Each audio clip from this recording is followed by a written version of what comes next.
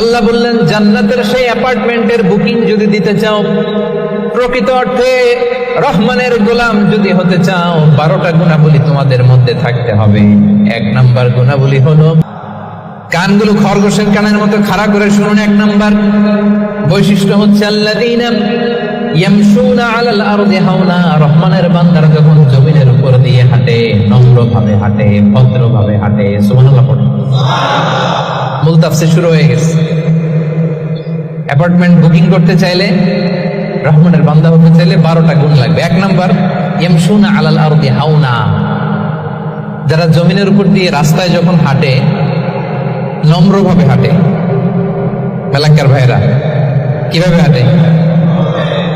ভদ্রভাবে হাঁটে, অহংকার করে না, দাম্ভিকতা দেখায় না, বিনয়ের সাথে হাঁটে।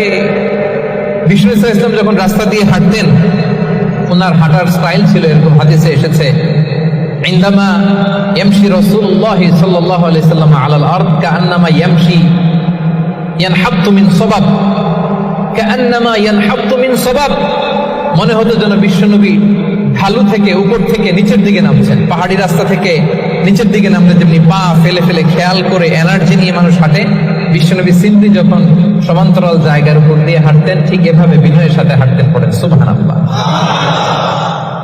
বিশ্বনবী সব সময় বিনয়ের সাথে হাঁটতেন। ওনার হাঁটার মধ্যে একটা ভদ্রতা ছিল, একটা মার্জিত ভাব ছিল।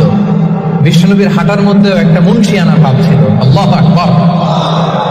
এজন্য আল্লাহ বলেন, যারা রহমানের বান্দা হতে চাও, জান্নাতের অ্যাপার্টমেন্ট যারা বুকিং দিতে চাও, ইয়ামশুনা আলাল আরদি হাওনা ইয়ানি মুতাওয়াদিআ, বিনয়ের সাথে হাঁটো।